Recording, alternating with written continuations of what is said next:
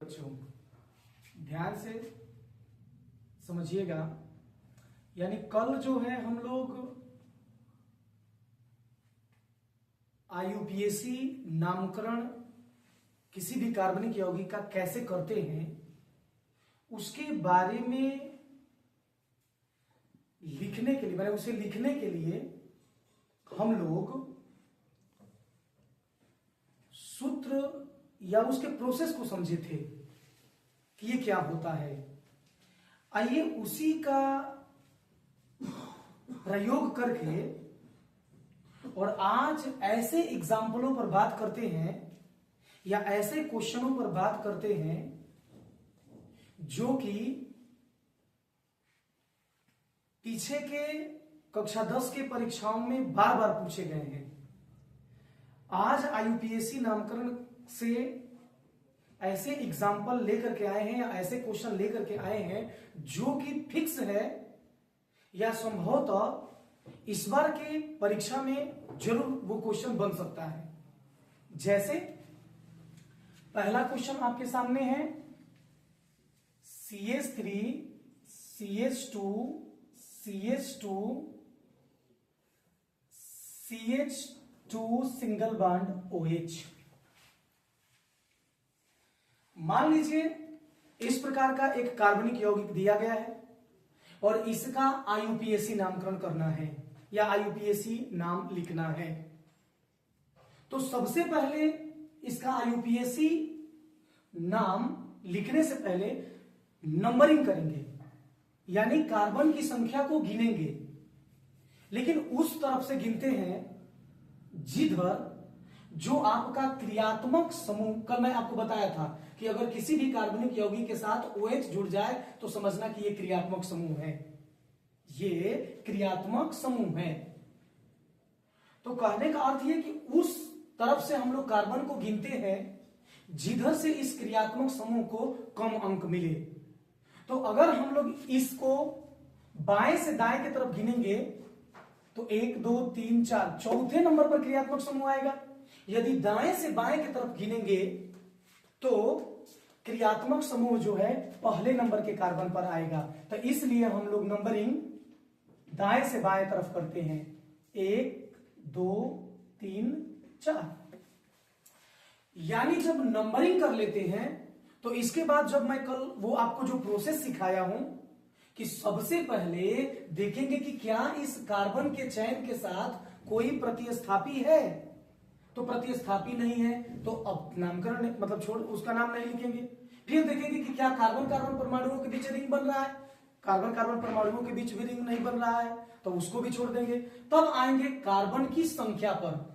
तो ये बताइए कार्बन की संख्या कितनी है, 4 है, और कार्बन की संख्या 4 होती है तो क्या लिखते हैं हम लोग, तो कार्बन की संख्या 4 हो तो हम लोग ब्यूट लिखते हैं, और सभी कार्बन कार्बन परमाणुओं के बीच में सिंगल बॉन्ड है तो इसलिए इसके साथ N जोड़ देंगे तो क्या हो जाएगा, ब्यूटेन हो जाएगा।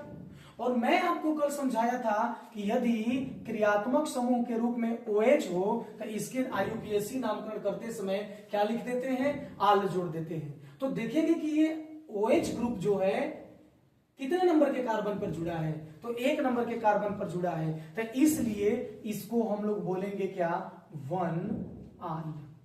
तो इस प्रकार से अगर ऐसे कार्बनिक यौगिक दिए गए हों तो इनका आईयूपीएसी नाम यदि परीक्षा में पूछता है तो आप लिखोगे क्या, ब्यूटेन 1 आल। ये था बाबू आपका पहला क्वेश्चन।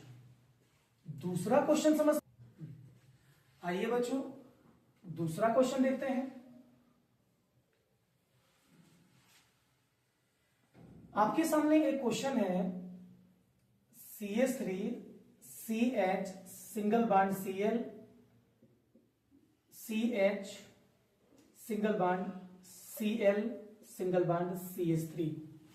मान लीजिए इस कार्बनिक यौगिक का आईयूपीएसी नामकरण करना है या आईयूपीएसी नाम लिखना है। तो सबसे पहले हम लोग कार्बन का चैन बनाएंगे,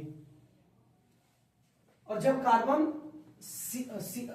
का अगर सीधा चयन है तो उसके बाद हम लोग अंकन करते हैं।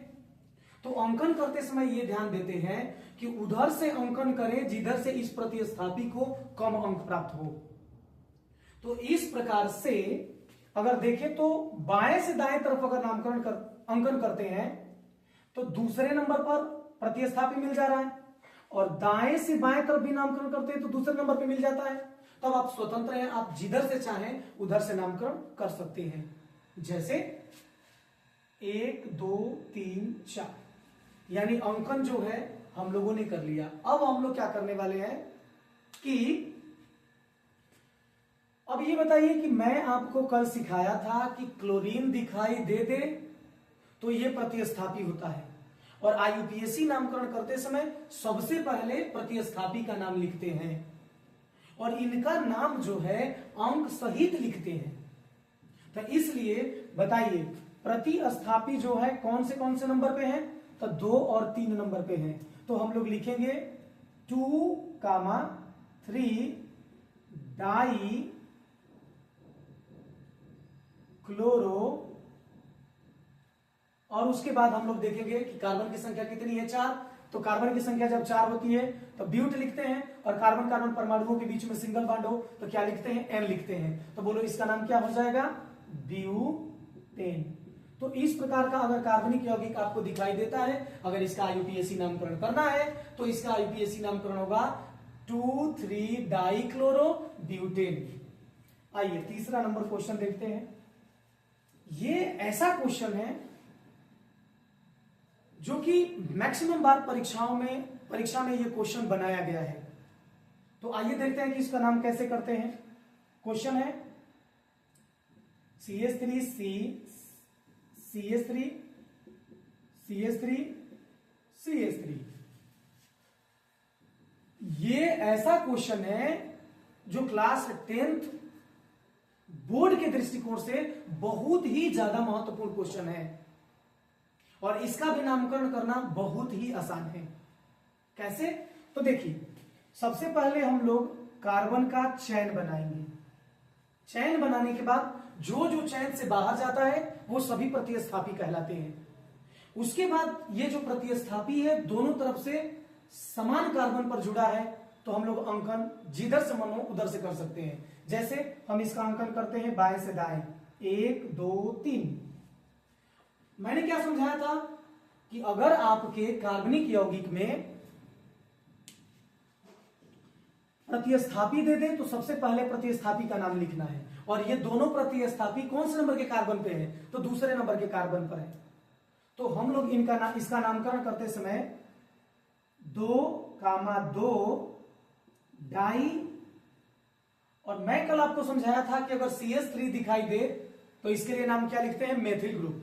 तो क्या लिखेंगे 2,2 डाई मेथिल, और उसके बाद 3 कार्बन है तो क्या हो जाएगा, ब्यूटेन। तो अगर इस प्रकार का अगर आपको कार्बनिक यौगिक दिखाई देता है तो इसका नामकरण हो जाएगा 2,2 डाई मेथिल ब्यूटेन।